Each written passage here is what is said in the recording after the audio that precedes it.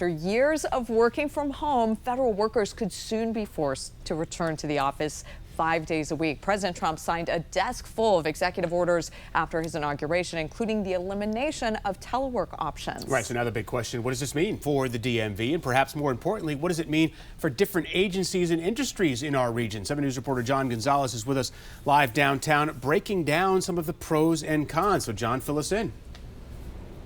Yeah, you know, with the stroke of a pen, President Donald Trump wants to see federal office buildings bustling again, busy again, just like this building right here at L'Enfant Plaza next to the metro station. Well, from restaurants to transit agencies, everyone across the DMV is now working on contingency plans, anticipating an influx of federal workers. Metro trains and the Beltway could soon be more crowded, but it could also mean more revenue. While Metro bus ridership has now exceeded pre-pandemic levels, Metro Rail continues to lag, but showing promise. For the first quarter of Metro's fiscal year 2025, rail ridership is up 7% and revenue has seen a 33% jump. WMATA's chief of planning and performance says the system is ready, primed to accommodate future growth. But while Metro might be welcoming federal workers back with open arms, the American Federation of Government Employees says teleworking just makes more sense, saves time and money for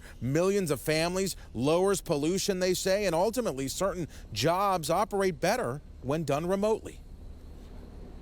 There's all kinds of reasons why just a willy-nilly 100% return to the office might not work. There might not be adequate office space. There might be all kinds of accommodations that the agency wouldn't have been aware of. We are hopeful that the administration will honor the terms of collective bargaining agreements and even individual telework agreements. You know, mass transit could also see more commuters that simply don't want to drive because of highway congestion and toll prices that could increase because of the change here. Restaurants are definitely looking forward to welcoming federal workers back and having their happy hour crowd back. Coming up in half an hour, you will hear from the CEO of Pupatella Pizzeria here in D.C. and what they're doing to get ready for the change. Reporting live, John Gonzalez, 7 News. Got me thinking about happy hour already, John, just a mere 10 hours away. Well, concerns about federal agencies are leading to sharp criticism being leveled at President Trump and Elon Musk by a Northern Virginia congressman. Jerry Connolly is now top Democrat on the House Oversight Committee. He tells me he is particularly concerned about Musk, who he called an oligarch, donating millions to Trump's campaign and inauguration, and now being tasked with implementing government efficiency plans.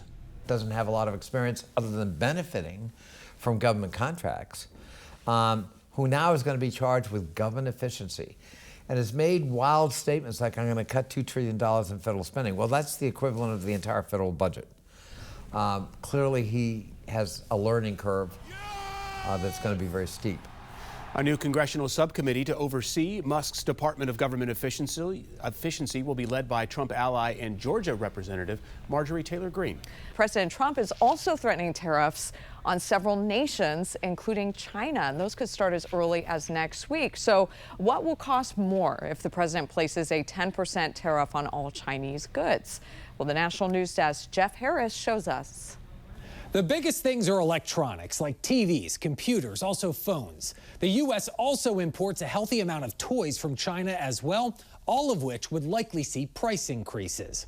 Consumer electronics are among the top goods the U.S. imported from China last year. That's according to federal trade data.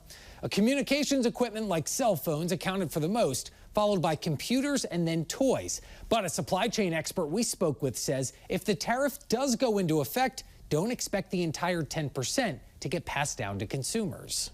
For something like toys, where there's very extensive margins both at the retail and the wholesale trade level, even if the toys from China become 10% more expensive, if that tariff is passed on to the consumer, you may only end up paying 3 or 4% more for those goods. Now, Miller also says don't be surprised if prices go up fairly quickly, since retailers try to move these goods at a fast pace. Chinese goods are currently subject to a 100% tariff on electric vehicles and a 25% tariff on steel and aluminum products.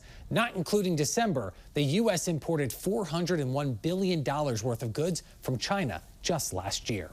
I'm Jeff Harris reporting from Washington.